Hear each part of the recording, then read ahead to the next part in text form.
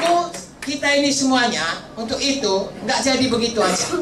Atau kalau kita berdoa jadi begitu aja, tidak. Ada bahagian kita yang harus kita lakukan. Yang dalam Efesus 4 ini yang paling penting adalah semua kita harus berubah menjadi kejadian baru. Amin. Ya, coba saudara baca ayat 17 sampai ayat 32. Saya tidak usah baca semua, nanti saudara baca. Judulnya manusia baru. Saya dan saudara harus jadi manusia baru. Amin. Amin. Saya bacalah ayat 22.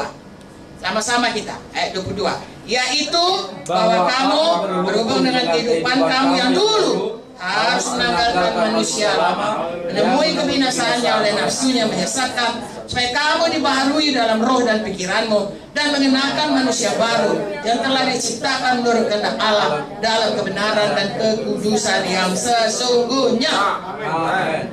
Begitu kita selamat, yang berubah terutama dalam roh kita, dalam hati kita. Kalau yang di luar ini, saudaraku, kalau pesek ya tetap pesek. Ya, kalau keriting tetap keriting, kalau hitam ya tetap hitam. Tidak gara-gara selamat lalu jadi seperti orang barat begitu. Tidak. Tetapi di dalam ini berubah. Yang tadinya suka berdosa berhenti. Amin. Yang tadinya egois berubah menjadi mengasihi. Amin. Itu yang harus dibaharui hari lepas hari. Bagaimana caranya? Tadi kita sudah baca, saudaraku, bahwasanya kita itu harus diajari, dan sesudah diajari oleh firman Tuhan, oleh pemimpin-pemimpin kita, kita praktekkan apa yang diajari itu. Roma 12 ayat 2 berkata, barui pikiranmu. Contohnya, kalau saya dulu, saudaraku, punya pengertian sebelum selamat, saya ini nggak mau ganggu orang. Tapi kalau orang ganggu saya, selama hidup saya nggak mau lagi kawan sama dia. Kalau menurut di dunia itu baik, karena saya nggak rugi, nggak dirugikannya. Saya nggak mau ganggu orang, tapi saya jangan diganggu.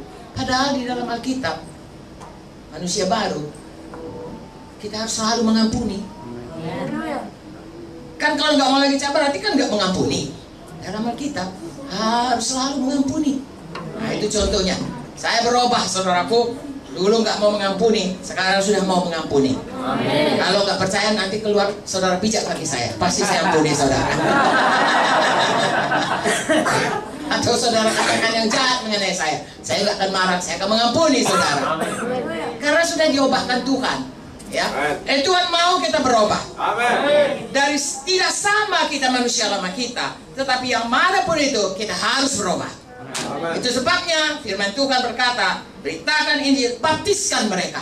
Amen. Kenapa dibaptis? Pada waktu saya dan saudara dibaptis, begitu kita lahir baru harusnya langsung dibaptis. Mengapa? Karena pada waktu baptisan kita proklamirkan, saya bukan lagi yang lama, saya sudah jadi manusia. Amen. Haleluya. Pendeta akan mengatakan dengan ini, kami membaptiskan saudara. Haleluya.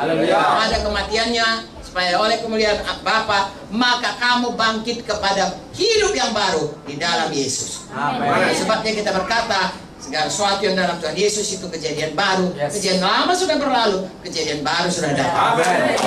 Ada nyanyian berkata, aku masih seperti dahulu, dan saudara tidak boleh lagi menyanyikannya.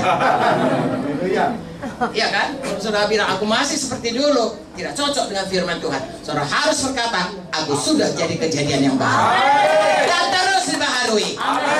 Kalau saudara lihat di sini ada beberapa contoh, ya. Ayat 25 sampai ayat 32. Kalau dilihat itu, pertama sekali yang paling penting berubah adalah mulut kita. Yang dimulai dari hati kita.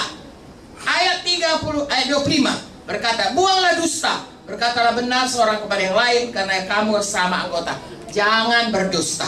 Amen. Ya, penyelidikan dari gereja berkata 90% anak-anak Tuhan masih mau berbohong.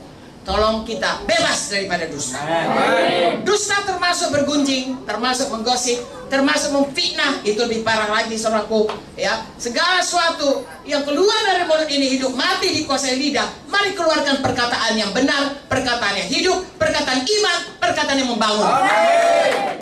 Amin, saudaraku. Amin. Kemudian ayat 26, jangan menjadi marah. Marah itu, saudaraku, kalau kita tidak bisa berhenti, itu sama dengan membunuh. Dan orang yang membunuh tidak bisa masuk kerajaan sorga.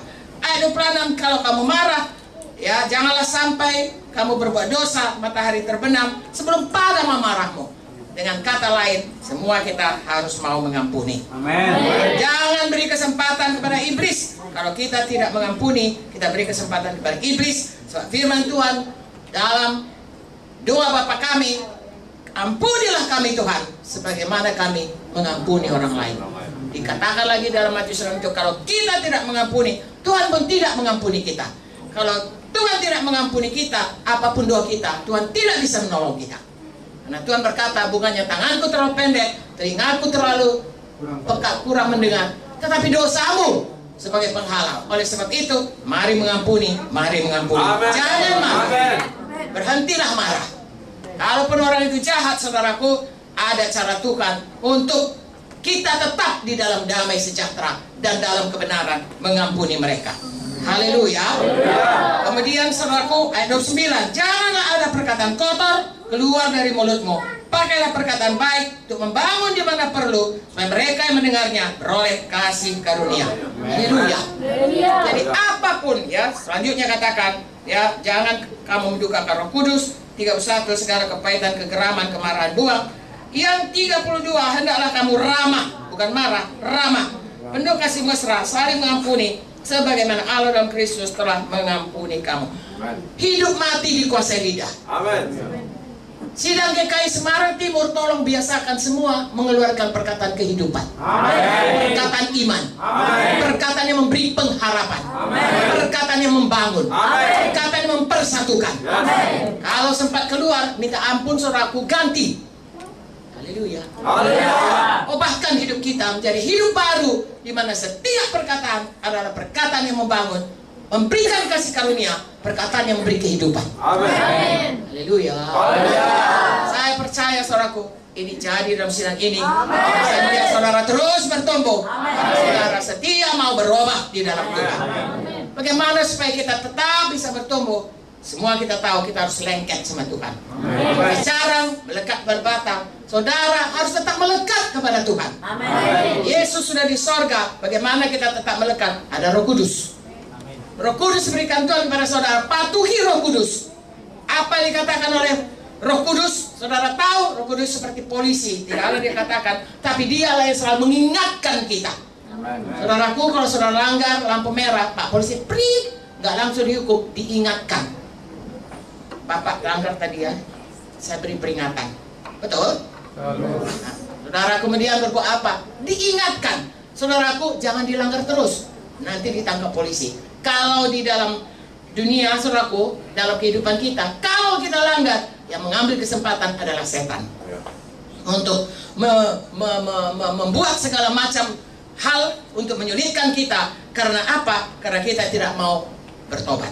Saudaraku, mari semua kita bersungguh-sungguh hati mau dekat, melekat kepada Tuhan. Amen. Dengan tetap patuh kepada Roh Kudus. Satu lagi, patuh pada firman Tuhan. Amin.